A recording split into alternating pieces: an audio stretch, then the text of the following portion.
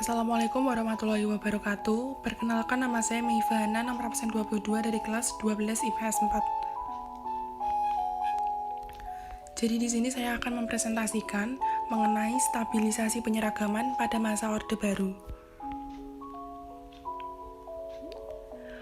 Masa Orde Baru. Orde Baru berarti suatu tatanan seluruh peri kehidupan rakyat, bangsa, dan negara yang diletakkan kembali kepada pelaksanaan Pancasila dan UUD 45 secara murni dan konsekuen. Dari beberapa pendapat tersebut, kita simpulkan bahwa Orde Baru merupakan sistem pemerintahan di Indonesia yang menggantikan zaman sebelumnya dan didasarkan atas koreksi terhadap berbagai penyimpangan.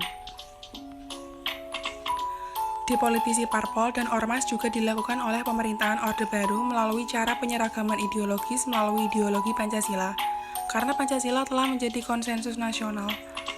Depolitisi parpol sendiri menurut KBBI berarti penghilangan atau penghapusan kegiatan politik. Pada pidato Presiden Soeharto tanggal 12 Agustus tahun 1976 di Jakarta, Presiden Soeharto menyerukan kepada seluruh rakyat agar berikrar pada diri sendiri mewujudkan Pancasila dan mengajukan Eka Prastia bagi ikrar tersebut. Eka Prastia Pancakarsa. Presiden Soeharto mengajukan nama Eka Prastia Pancakarsa dengan maksud menegaskan bahwa penyusunan pedoman penghayatan dan pengamalan Pancasila atau P4 dipandang sebagai janji yang teguh, kuat, konsisten, dan tulus untuk mewujudkan 5 cita-cita, yaitu yang pertama, takwa kepada Tuhan Yang Maha Esa dan menghargai orang lain yang berlainan agama atau kepercayaan. Yang kedua, mencintai sesama manusia dengan selalu ingat kepada orang lain, tidak sewenang-wenang.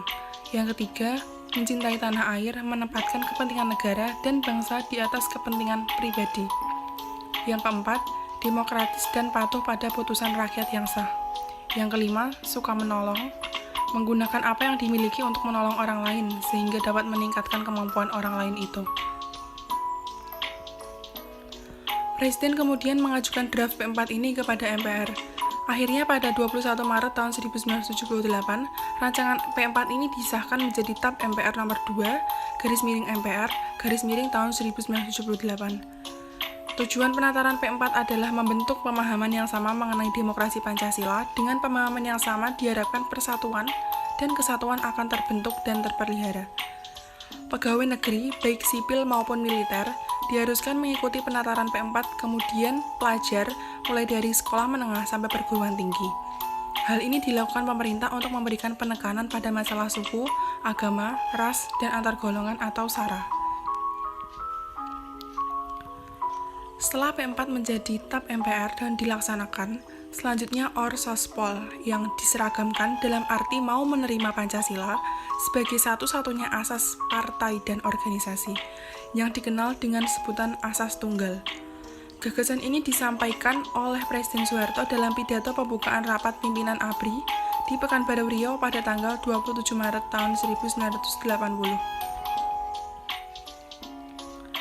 Gagasan asas tunggal ini pada awalnya menerima banyak penolakan dari berbagai pihak seperti dari beberapa purnawirawan militer dan berbagai pemimpin umat Islam. Namun Presiden Soeharto tetap meneruskan gagasannya dan membawanya ke MPR. Dan pada akhirnya diterima dan menjadi ketetapan MPR yaitu TAP MPR nomor 2/1983. Pada Januari tanggal 19, pemerintah dengan persetujuan DPR mengeluarkan Undang-Undang Nomor 3/1945 yang menetapkan bahwa partai-partai politik dan Golkar harus menerima Pancasila sebagai asas tunggal mereka. Lalu 4 bulan kemudian, pada tanggal 17 Juni 1985, pemerintah mengeluarkan Undang-Undang Nomor 8/tahun 1985 tentang Ormas yang menetapkan bahwa seluruh organisasi sosial atau massa harus mencantumkan Pancasila sebagai asas tunggal mereka. Sekian presentasi dari saya. Apabila ada kekurangan, saya mohon maaf. Wassalamualaikum warahmatullahi wabarakatuh.